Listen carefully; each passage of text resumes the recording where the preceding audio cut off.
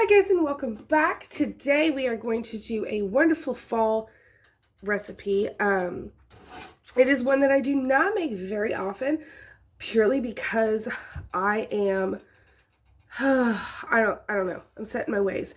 I love doing roast in a crock pot. I have a couple different recipes on my channel of roast in a crock pot, but I am broadening my horizons and doing something that I haven't done in probably a couple of years, and that is cooking it in my Dutch oven. So I have some olive oil down, and I salt and peppered the side that's down right now, and we are going to sear our roast. So this is a top round roast, and I am going light on the salt because we're going to be using the seasoning packet in this recipe. So just a little bit of salt. And then we are going to go a little heavier on the pepper.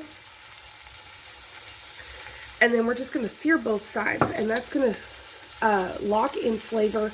And it's also going to keep it a juicier roast versus drying out. So while this is going, because I'm going to let it go for probably about 5 or so minutes on each side. We want a nice dark crust. I'm going to be slicing up some red potatoes and some onions. Okay, so once you get your beef browned up, we can move on to the rest of the assembly. I have the oven preheated to 325 degrees. And now we're going to deglaze with some red wine.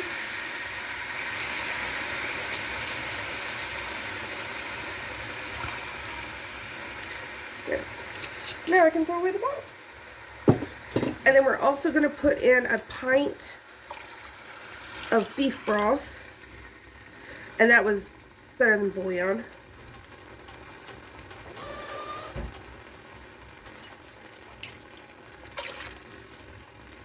And then to this, we're going to add half of an Italian seasoning packet. Now, of course, you could use just the seasonings, but I have these, I have a lot of them because they are excellent to stock up on just in case you're having to vamp up mundane food for whatever reason. They're really nice to have. I also have ranch and gravy and taco packets, even though I make my own taco seasoning. So now what I've done is thickly sliced potatoes, and you can use any type of potato. You could even use like the whole baby potatoes. I just have red potatoes, and we're just going to kind of layer them in the dish, but more specifically on top of the roast. And then it's all just going to kind of cook down together. It's going to be really good. And I did the same with my onions. So just get those.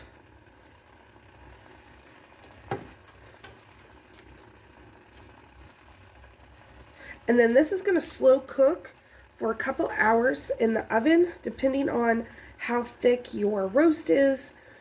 And, see, I can't get away from slow cooking. But depends on how thick your roast is, how big your roast is. Will depend on how long it's going to actually take. But it's going to make the house smell so good. And that's also why we made sure to put liquid in our pan.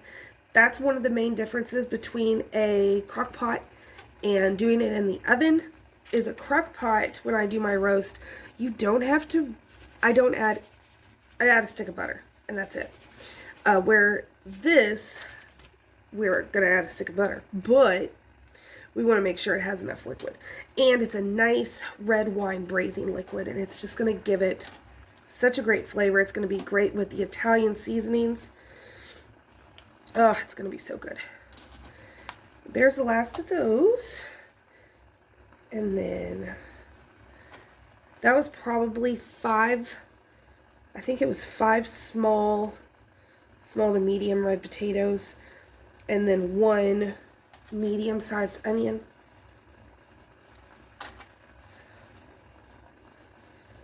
And then whatever's left of your packet.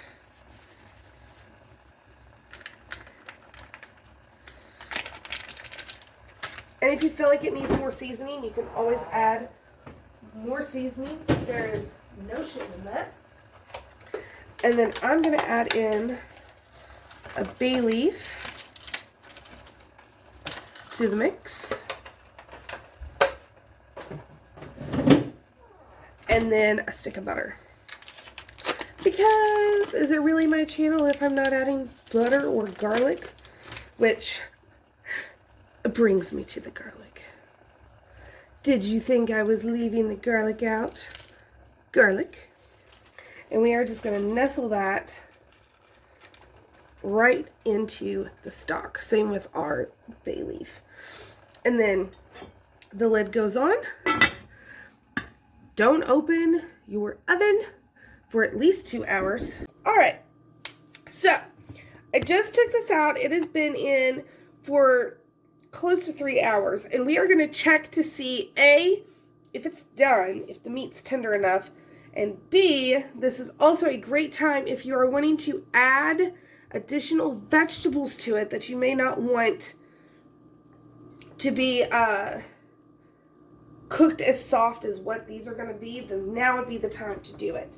So like carrots, stuff like that. Maybe some extra onions because these onions are going to be like super cooked. But let's get a fork and do the little fork test. But let me tell you, this smells so phenomenal. I can't even describe how good this smells. So of course, all of your potatoes and onions are done, and there is still, you can see, plenty of liquid. It has condensed down because we were all the way up here, so that is why we put in a lot of liquid. Oh, we're getting good. Okay, so while it is done, it is not as tender as what I like it. So I am going to taste it. Oh, great gracious. That's delicious. And then I'm going to baste it a little bit so it doesn't get too dry on top. Let's give it a nice little bit of bath. And then we're going to put the lid back on and let it continue doing its thing. Because it is not going to get, it's not going to dry out with this much liquid still in it at all. Actually, I'm going to put the garlic right up there. And see, the garlic's so done, you can mash those cloves right out of it. That's going to be so delicious. So, back into the oven, and I'm just going to let this go. I'm going to check it about every 30 minutes until it's to the fork tenderness that I want. I want to be able to stick my fork in and it shred. All right, guys, so I almost forgot to bring you back for the end, but I wanted to show you how we like it. So it's literally just breaking apart with a fork. And so what I like to do is break it completely up, big chunks, small chunks. It really doesn't matter.